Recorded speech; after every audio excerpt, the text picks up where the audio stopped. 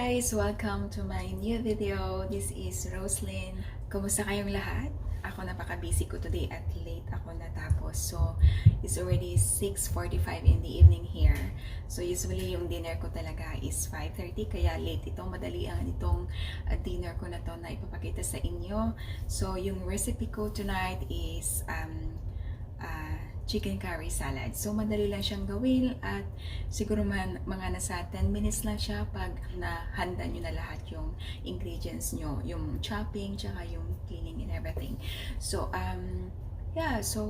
if you are on diet or if you are on ketogenic diet, so this recipe is really good for you. So, napakadali niyang gawin at it's good for lunch and also dinner kasi parang main course na rin to.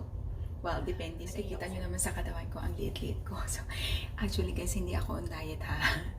Kasi very, very slender na yung katawan ko. Hindi ako on diet. Pero, nagmamadali lang talaga ako at kung ano lang yung available na ingredients meron ako sa fridge. So, tara, samahan nyo ako tonight. So,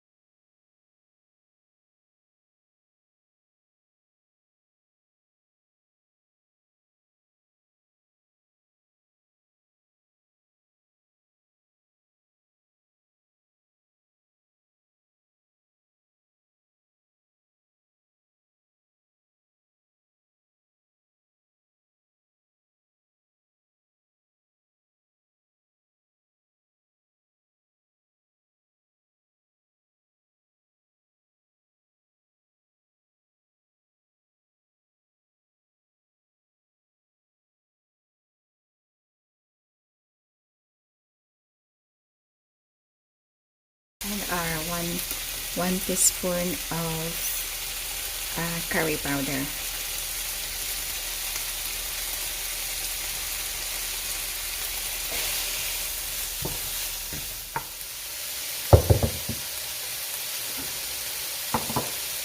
Please add in 2 tablespoons of hot mango chutney.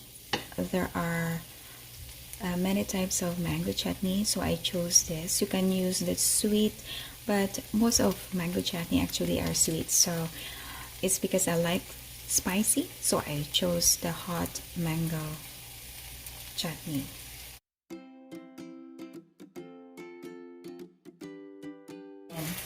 And then let's add in 125 ml of sour cream.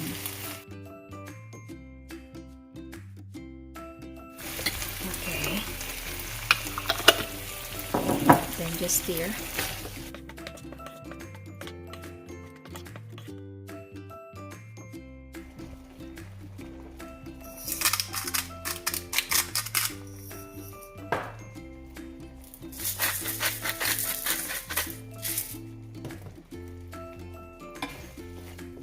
let's garnish it with spring onions or chives. I couldn't find the chives, and chives is expensive than spring onions, so I chose spring onions.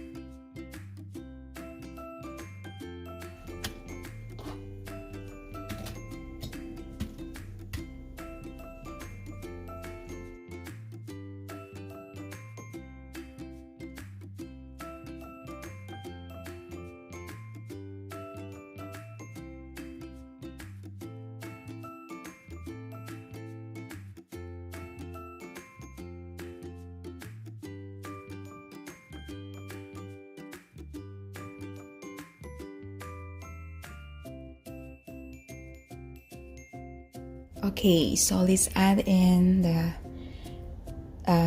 chicken to our salad.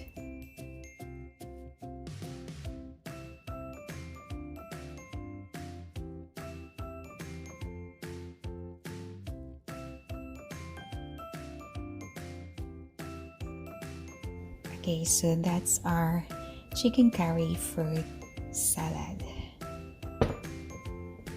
I hope you like it, guys.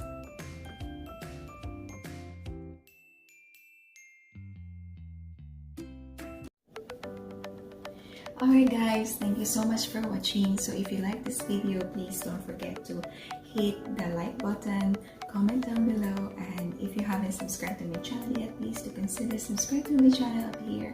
And also, please don't forget to hit the notification bell for you to get updated for more upcoming videos from me.